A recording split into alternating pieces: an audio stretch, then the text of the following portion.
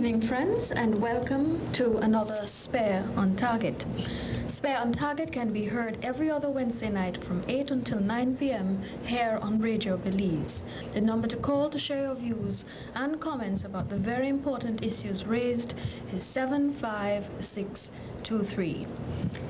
Youths in Belize consider themselves inheritors of a legacy of neglect, be the benefactor governments of the United Democratic Party or the PUP, or non-governmental youth organizations.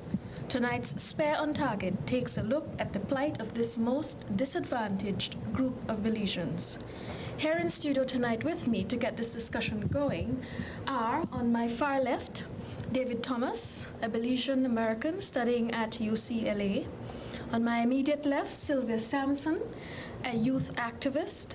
On my immediate right, Sharon Pitts, a young lawyer recently returned from the University of the West Indies.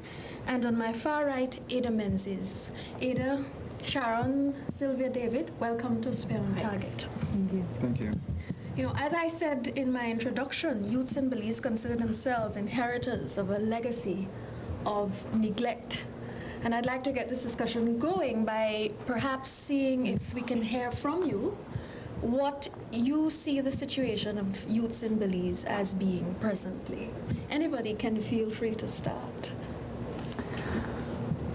Well, I think it's a fact that the youth of Belize is in a devastating situation.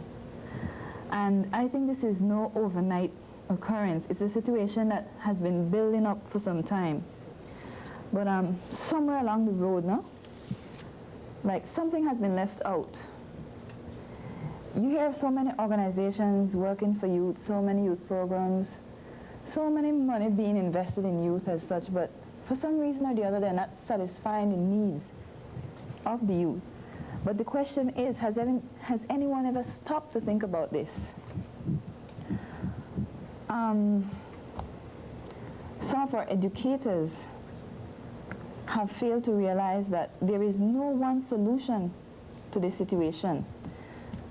There are so many different aspects of human development, and I think this is mainly where we fail, because no one type of program will totally satisfy the need of a youth. Therefore, I think we need to come together, you know, and But before we get into what needs to be done, let us see if we can understand the nature of the problem. What is the plight of youth in Belize? What's going on with today's young people? Diane, you know, oftentimes people say this about youth and say that about youth. We really need to get a hold of what is the problem, what is the situation like. Diane, if I could describe the cause of the problem, the cause of the youth plight, in one word, it would be leadership, poor leadership in our country. Our leaders have failed to effect programs and policies that would enhance or reform our educational system.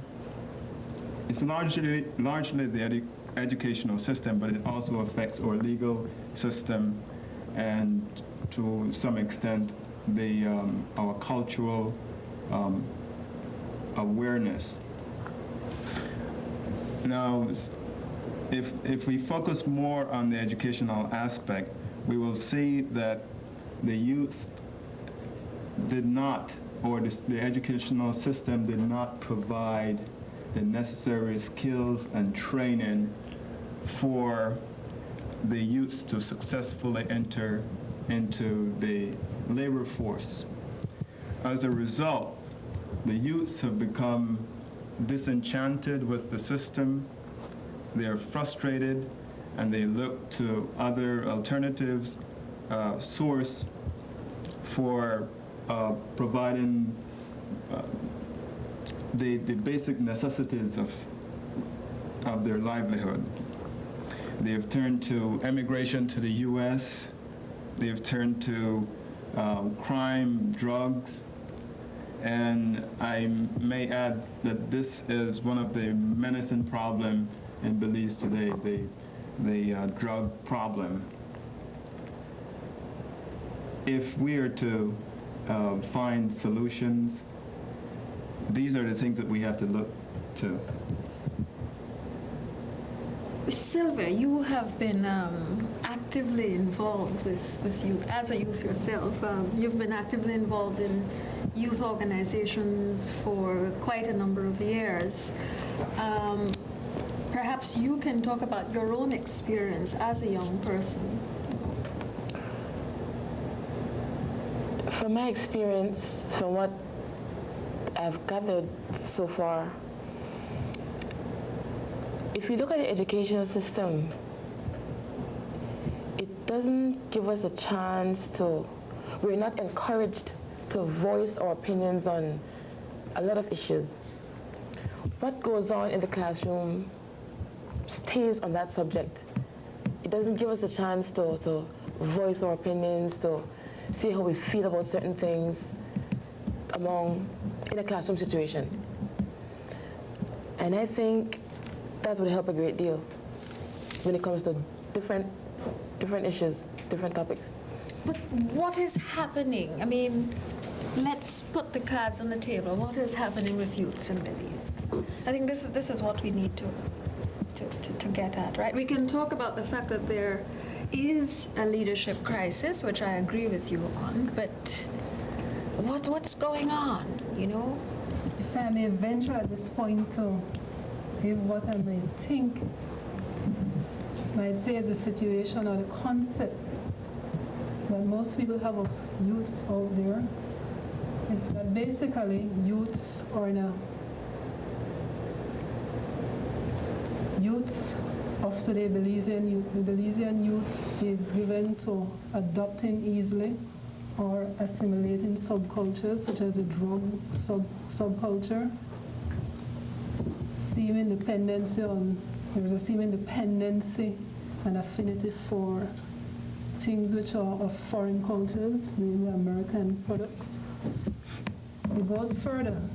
We tend to blame youths for political apathy, not going out there on election day en masse to vote, although they were granted the 18-year-old vote. Additionally, we tend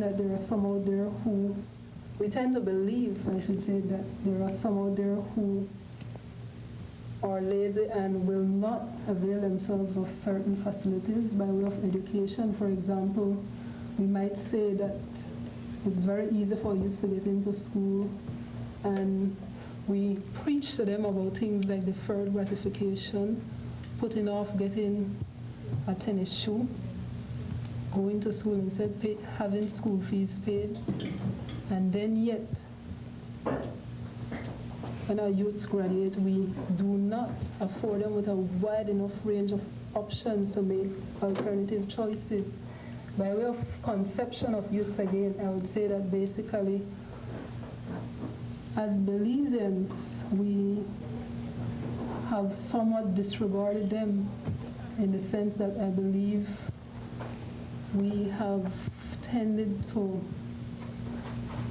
approach them with a certain bloc party attitude. We do not teach them enough about our Belizean culture. The arts or the form, the aesthetic part is not allowed in the curriculum to a great enough extent. For example, students might be taught to learn by rote certain poetry which has no bearing on the reality out there today, especially in line with their social situation. Yet when we find our youths out there straying and assimilating the foreign, we dismiss them. Basically, the conception out there is that the youth, or a great part of the youth body, is easily addicted to gang violence, drugs, banging hooky from school apart from the bang culture, and the list goes on. And along with that, we have a lot of absentee parentism. We expect our youth to be responsible, yet we haven't proved to be responsible leaders, adults, or where you have youths who are in a position where they should be able to help to facilitate a process of transition. somehow we have neglected that responsibility. Sharon, I think your basic point is that the migration problem, I think that's the bottom line of what you're saying, and the influence of television, for the most part. Well, those are two symptoms, but I'm talking about what, or concept generally of the Belizean youth. And I believe that the concept, when you look at that, it pinpoints our disregard for our youth in terms of it is very hard for most of us to accept that we haven't done enough. Mm-hmm. But I am hearing something from several of you, and that is that apart from the crisis affecting the youths in Belize, there seemed to be a crisis in the educational system that is also affecting the youths, that is perhaps impacting on these young people to, as you said, Sharon, cause some of these symptoms, some of these consequences to take place as a result of that.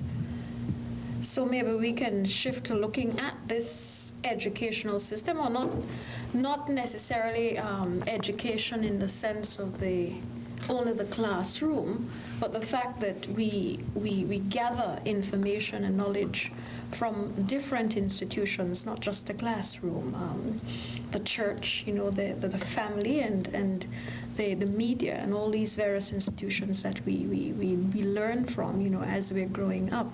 Maybe we need to look at these institutions and look more closely at what they're saying to us, how they're preparing us, how they're preparing our young people to deal with the future. I think I'd like to agree with you in saying that we cannot just blame the educational system, meaning like the classroom setting as such, because there is much more to it than just, that's only one part of your development. But one of the biggest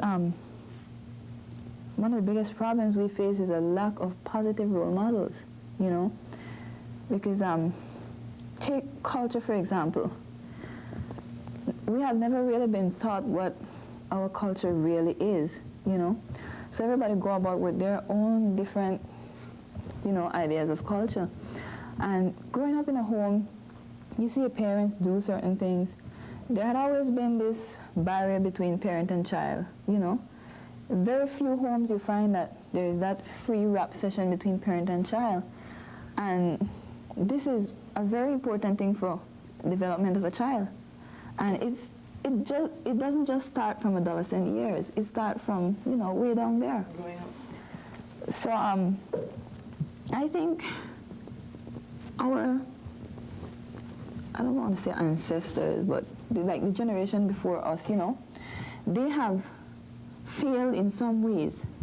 And because of the rapid changes that the youth of today has to face, it's a task for us. And they expect us to do better than they did, and they failed. Without providing providing the guidance, And they never taught us how to, do certain things, in a positive way. And they misled us to a certain extent, and yet they expect us to correct their mistakes, plus deal with the changes we have to face nowadays. To add to what it is saying,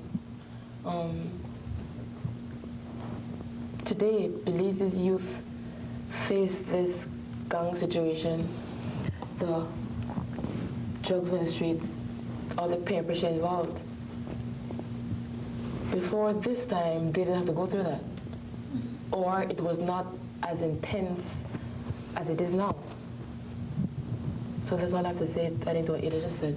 Okay, shall we just take a break here just for me to remind our listeners that they're listening to Spare on Target, and we're talking about the youth situation in Belize. The number to call if you would like to join us in this discussion is 75623. Spare on Target, 75623. Just to add a little to what Sylvia is saying about the gang situation, I think if we really sit down and look at it, it's something that was sort of, you could say you saw it coming. Because in our parents' days, they didn't have to deal with gangs, but they had this base boy situation, and that was a crisis in itself, right? And because that crisis wasn't solved, you know, the problem, you know, just got worse, and it turned to the gang situation. I see it as a, you know, an increasing problem.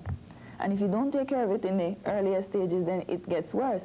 And I think that's how we reach the stage that we're at with this gang situation, no matter what country or who influenced the gang situation. It's something that has been on the rise for a while. And these are the things that we're failing to look at.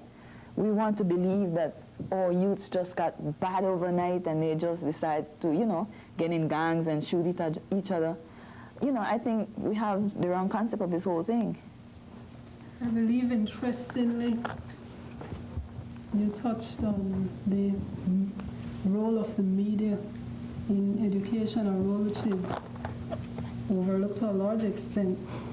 And I'd like to say here that I believe that too many of our editors out there have a price on their pen. And it does take money to keep the presses rolling and spinning and the print going, but we need more responsible editors who will stimulate critical thinking in terms of having our youths question political leadership, in terms of, as opposed to limiting most pages to some political announcement or denouncement of the opponent, to perhaps the voting pages to the socio-economics of our youths. Until textbooks are written to fill the gap from the Middle Passage back to Africa or wherever our youths come from, the media could fulfill a role by perhaps encouraging historical research from within, and also in terms of contributions from without. Sharon, that has a lot to do with our political maturity and so. Being aware, being conscious, you know, of what is going on, you know, check what is going on, you know, around the world. Just, I think this oil example is a good one to really look at. Gas gone up, why gas gone up? Oh, the Iran-Iraq situation. We have to be aware of things that are going on, you know, how it affects us directly. And that applies to our political situation, everything else. But then again, Sylvia, you have to be aware of the fact that, okay, you ask people about gas, they say the Iran-Iraq situation. Some people answer you by saying that, but how much do they know about it? That's the other thing. But how much do we know about what is going on right at home? You know, I mean, sometimes it seems as if we know more about what is going on out there than what is going on at home. But I think that Sharon raised a very important point when she's saying that, yes, the men and women in the media seem to have a price on their pen, in that they write what the powers that be, what the authorities, you know, the people high up want them to say, rather than what is really going on. But I want to come back to something I said earlier, and that is the whole responsibility, you know, of the educational system for creating the kind of people that we have become, and or young people are becoming, you know, in Belize, in that the educational system sort of prevents us from developing an inquisitive and a questioning mind, right? Children, many of us can perhaps recall at some point in time being rapped on the knuckle for asking a teacher, well, why? You know, you said this to me, but why? You know, you're not supposed to. You're not supposed to ask the question why. You're not supposed to question. You're not supposed to be critical. You know, information is given to you and you swallow it and you bring it back up, you know, out in maybe a slightly different form, but more or less, the content remains the same, right? And the moment you try to take that thing and turn it around and do something different with it, you are somehow or other made to feel as if you're some aberration in the society. Diane, we've spent quite some time exploring the causes of the youth plight, but it's important that we keep the causes in perspective. The purpose of exploring the causes is to enable us to find solutions or ways of enabling our youth to be better motivated. It's very important that we include in our discussion suggestions or solutions. And I think Sharon mentioned earlier about getting the editors to stimulate critical thinking amongst readership and to promote relevant debate of issues that are pertinent to developing Belize.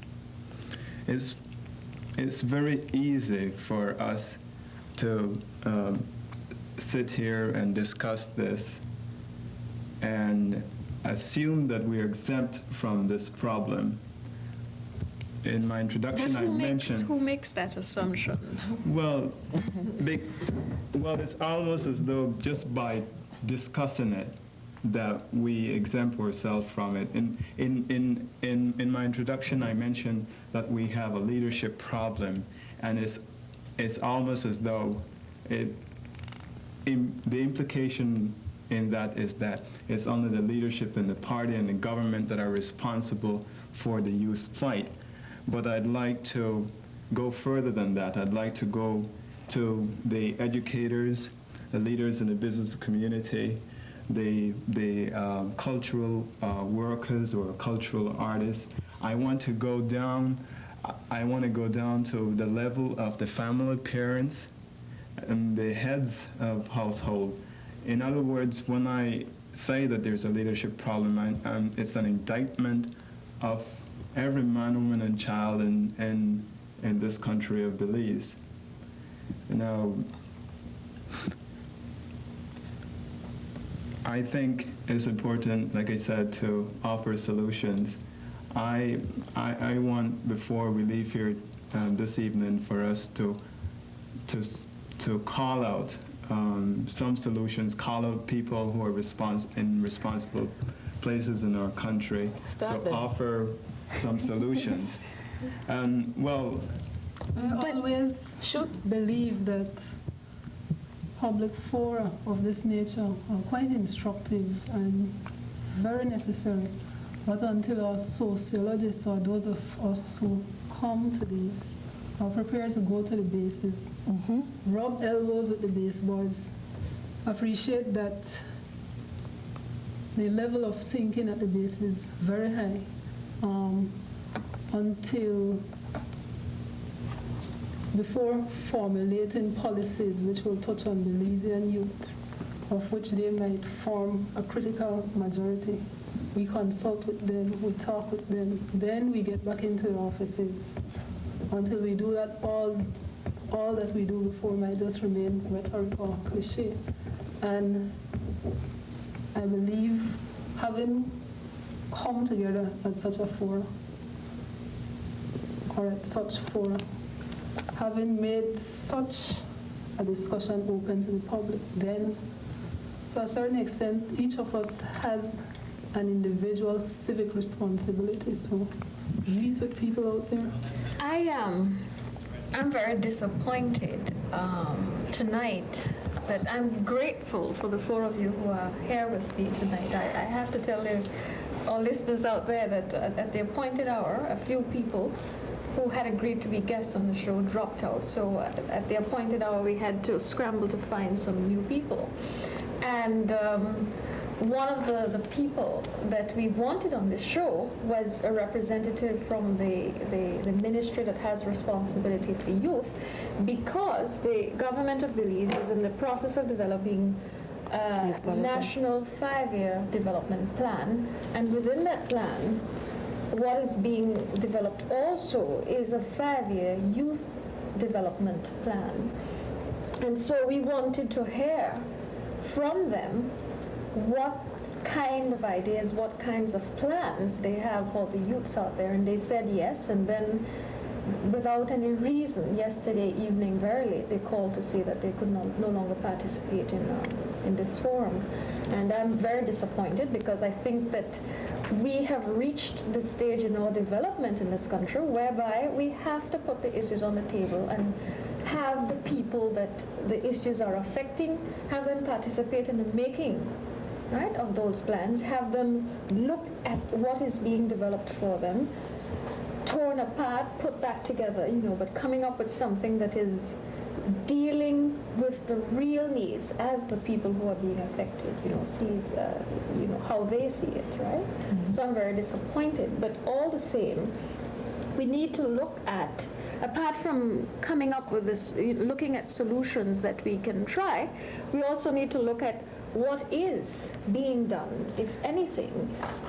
And Ada, perhaps you can talk more about that, because you have been, apart from the fact that you're presently trying to develop a youth program at SPARE, you have been involved in the Belize Youth Commission, for instance.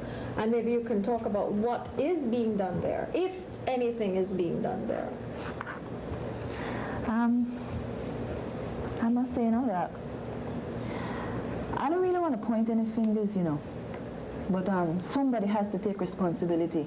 Well, then point fingers. Why are we so afraid of pointing? It's not a matter of being afraid.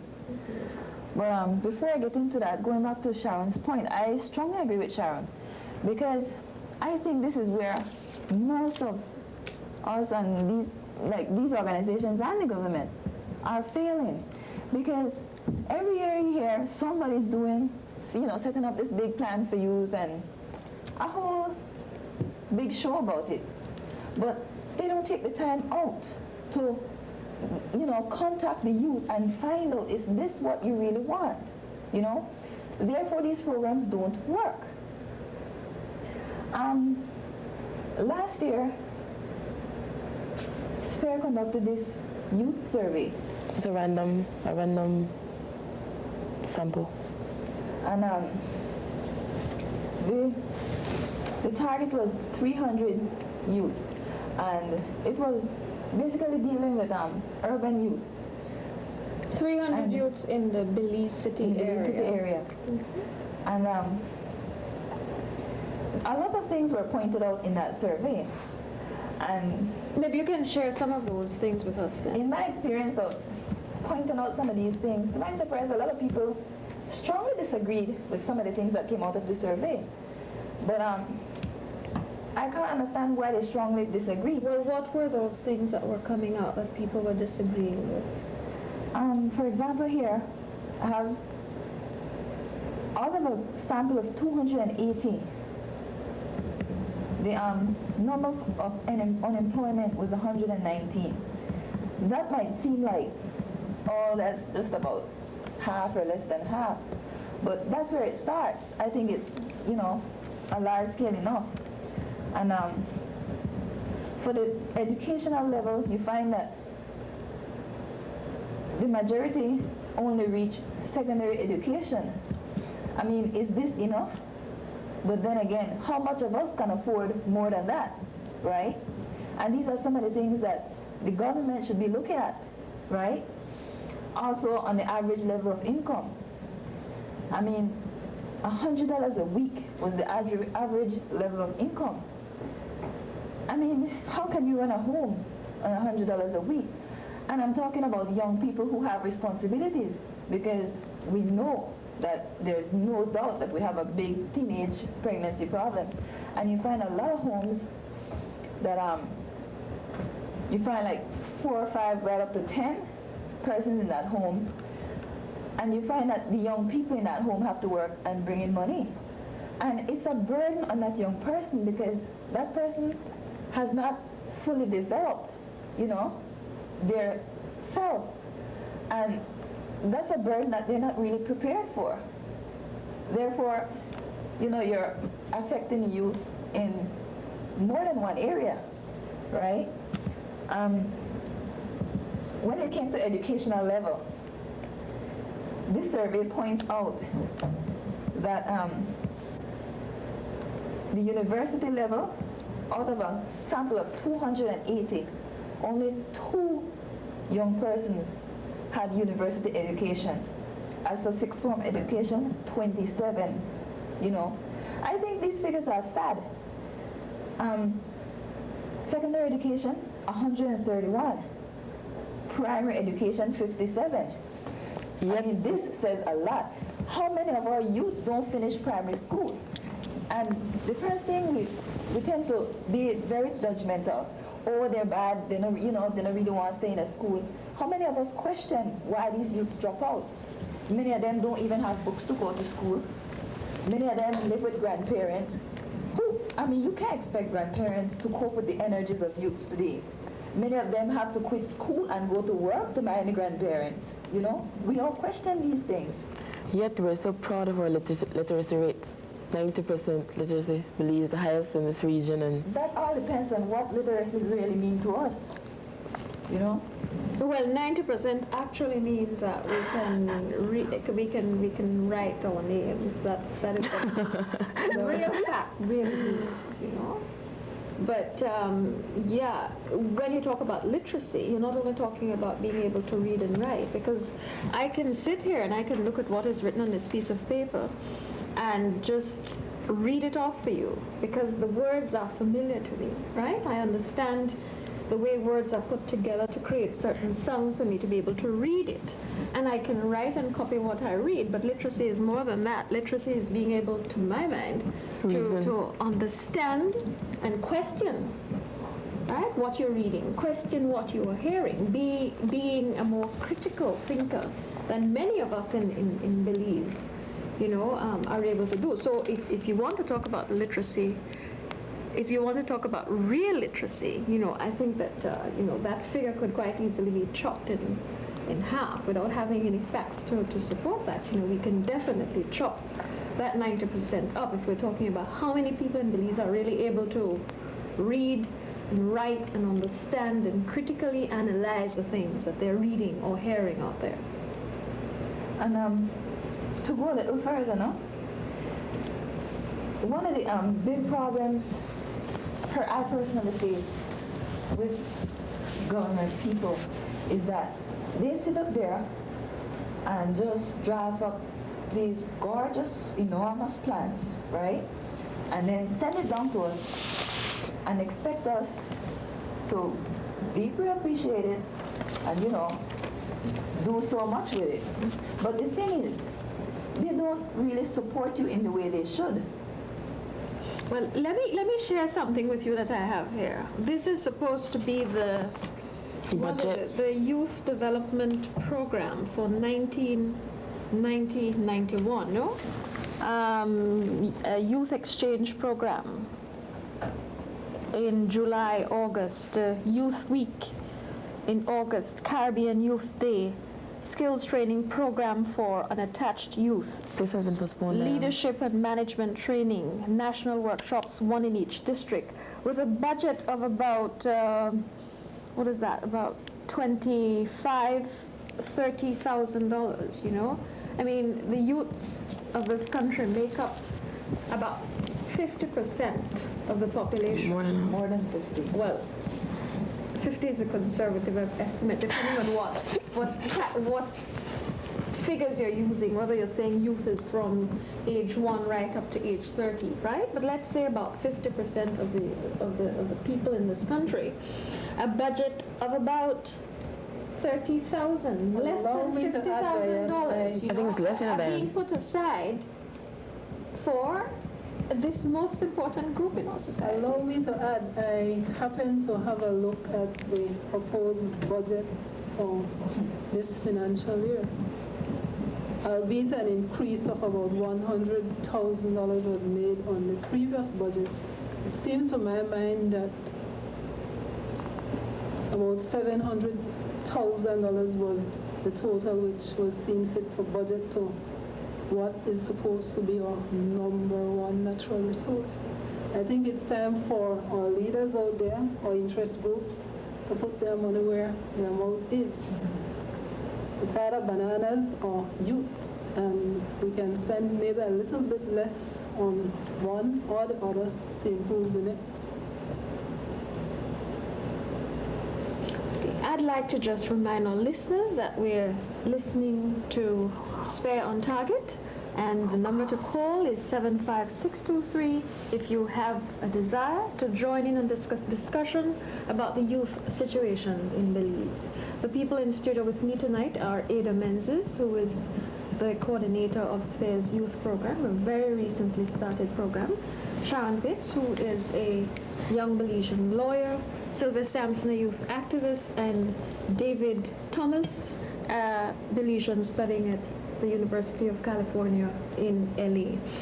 I wanted to kind of shift the focus of the program just slightly to maybe hear from David a bit, if he would care to talk about what's happening with our youths who seem to see the United States as the solution to the problems that they're running away from, who see the U.S. as the way out, and therefore end up going off the United States to find, their pot of gold.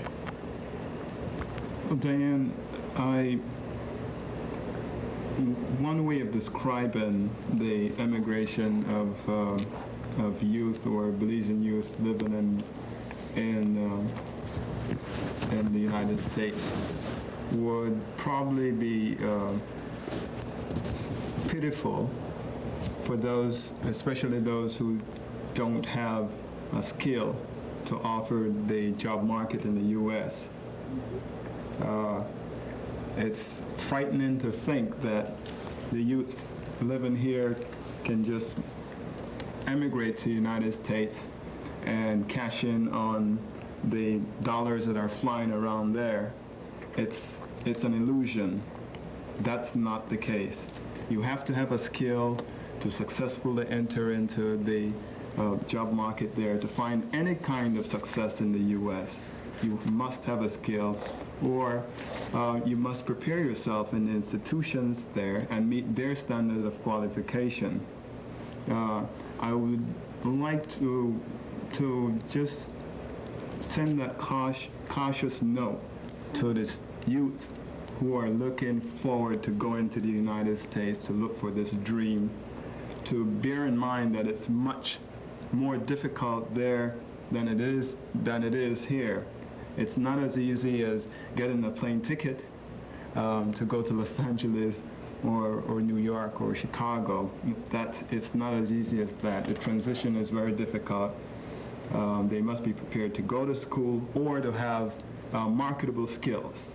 If you're a dropout from high school and you have skills that are on the lower end, the menial skills will not be appropriate for the market in the United States. I think they ought to reconsider it, going there.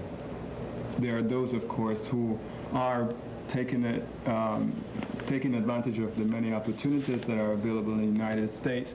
Like yourself, I take it? Well, yes, I am currently studying in the United States, and I do. I would like to think that I'm one of many other young Belizeans there who are also studying. Unfortunately, I haven't met very many on my campus, but I do know that there are students studying there with the intention of coming back to Belize and apply whatever knowledge they acquire over there. We trust that you are one of them. I'm looking forward to it. By the way, David, what are you studying? My major is undergraduate preparation for development studies, but the focus is on third world. So what will that prepare you to do? It's an interdisciplinary study, and it encompasses the various disciplines in social science. My focus is largely on economic and political concepts and strategies for developing countries. But of course, there are other combinations that can be developed for any student. Having been back home and having observed what the situation is here, how do you see yourself fitting in? How do you see yourself contributing to Belize's development as a youth? It's hard not to feel a little disappointed coming back here and seeing the level of enthusiasm that I see among the youths here in Belize. I'm not sure if they're fully aware of the seriousness of the plight that they are experiencing. I certainly take every opportunity that I have, Sylvia, to encourage the students that I meet. From time to time, I meet them. I don't even know them, and every opportunity I get, I try to speak to them, to encourage them to be more studious in school, to study the subjects that are going to be more rewarding and better prepare to our situation for our development. English and history are very important. They may seem, or they may appear to be the easier choice to take in college, but our country also needs engineers and physicists and chemists and biologists, doctors, and the whole lot. We need to focus on these areas in our educational system, and I get the impression that largely students have distaste for these areas. But I don't think it's that it's only or merely that they have a distaste for these areas. I think that a greater part of the problem is that the courses just aren't available to them. I mean, many of our schools, unfortunately, still focus on reading and writing and arithmetic, right? So it is not that they're not interested in these areas. I think you can make students interested in things if the things are there available to them. But except for technical and junior secondaries, which seem to have a more vocational focused program, most of the other schools are still centered around the traditional academic subjects, right? So it comes back again to the point that we've been touching on all through this program so far. And it is the educational system and the question of whether it is relevant for preparing a cadre of people who will become the leaders, you know, of tomorrow, the men and women who will take this country over and hopefully do a better job than we are presently doing. And to add to what you said just now, then, most people finish high school and even sixth form without any kind of career guidance, you know, what subject you take to reach a certain goal, what is required to reach a certain level, and that's greatly needed. There's another deficiency in the system. I believe to one little thing that is easily overlooked, which might be done to help with the whole career training and employment situation. We have a telephone directory, for example, listing all the listed numbers, yet we don't have a job directory or something of that sort, which could easily be updated.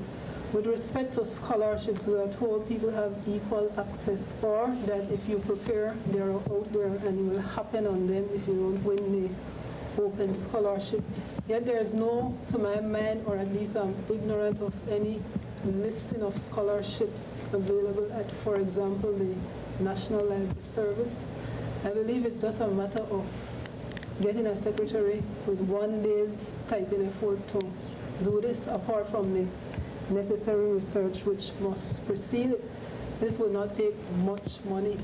Sylvia has mentioned on the very important thing as the career training. Again, most of our youths take formal courses. They know they must sit GCE or at O level and then at A level. Yet it seems that apart from the occasional career training program, usually at the end of high school or just prior to entry into high school, we don't have, to my mind, any fine-tuning, so that instead of just happening on careers, students might be able to say, well, my options are these, and I will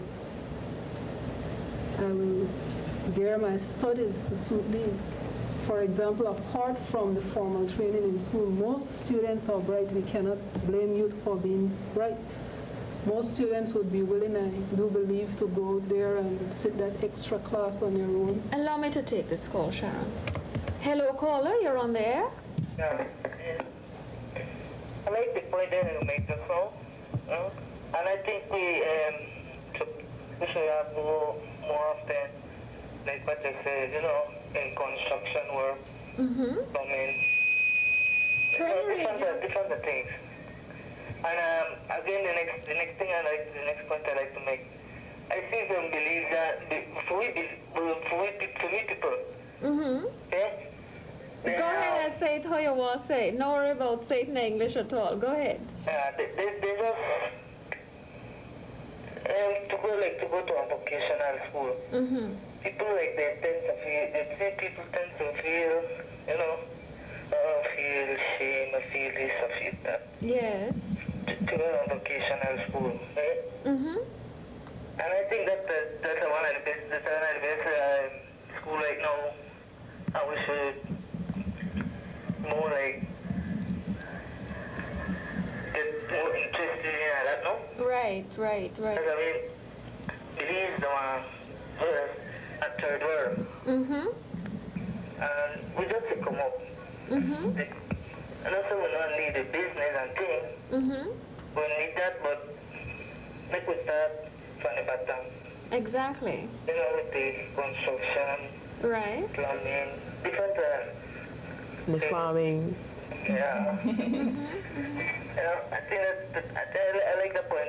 You know, caller, you're making a very, very valid point. You know, a few years ago, I used to teach, and I remember we used to have these sessions in my English class where we would ask the children, well, what they wanted to be when they grow up, you know, and there was this one little boy who said that he wanted to be a veterinarian, right?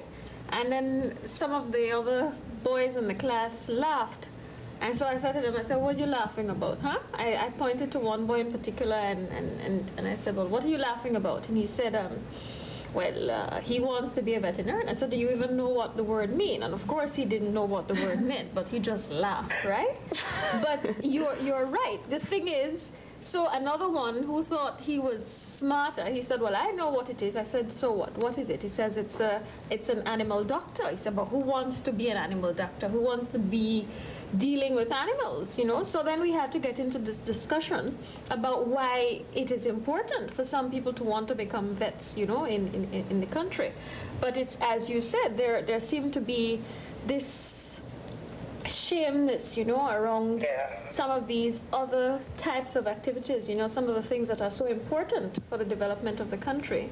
And again, especially for like the one day end up finish school, never get the chance to get them on college, you know, and things like that. I mean, that, especially that would good for them. Skills needed, right?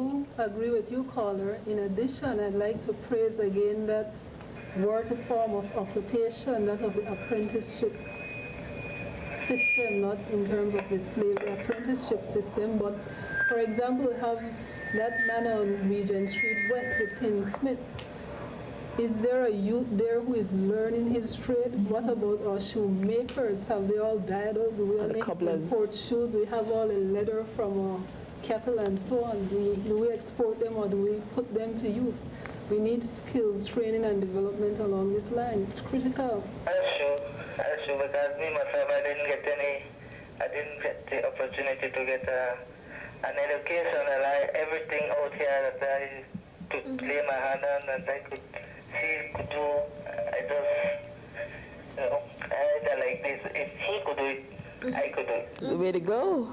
Well, that's a good attitude to have, huh? Yeah, and I hope for the youth of the country, and I hope they just pick up that final level. Yeah. Well, thanks very much for sharing that most insightful comment with us, caller. We look forward to having you listen to Spare on Target more often. Okay, thank you. You're welcome. I'd like to go back to this scholarship point now that Sharon was making. I think we need to have a critical eye for these scholarships, you know, because to get a scholarship, they ask for so much, and most of our youth just barely make it through school, you know. You go through school and you have so many other pressures to deal with that you just barely make the grades. I mean, most of these youths aren't given a chance for further education, right? They can't meet the standards of these scholarships. Unfortunately, the time has come for us to bring this program to a close. I think that a discussion has only just begun here, and I think that there's a need for much more discussion around this topic, but at the same time, much more action around addressing the youth problem. I'm sorry, David, that we didn't really get into the solutions much, but as I said, we've only started here, and perhaps it is a topic that we can pick up some more on the Spare on Target program. I have the task of thanking our guests who have joined us here tonight for tonight's Spare on Target. Ada Menzies, the youth coordinator at Spare, Sharon Pitts, a young Belizean lawyer, Sylvia Sampson, a youth activist, and David Thomas, a Belizean brother who is presently studying at University of California in Los Angeles. We'd like to remind you that Spare on Target can be heard every other Wednesday night here on Radio Belize at 8 o'clock, and the number to call is 75623. But if you have additional comments, questions, or ideas for issues that we should raise here on Spare on Target, we invite you to write to Spare, Post Box 571, Belize City, or call us at 45641, or drop in at Spare's Resource Center, which is located at 126 North Front Street. The Resource Center is open from 8 until 12 and 1:30 until 7 p.m. in the evening. So don't forget, we'd like to hear from you. On behalf of our guests here, I'd like to thank you for listening. I wish you a very pleasant evening. I am Diane Haylock.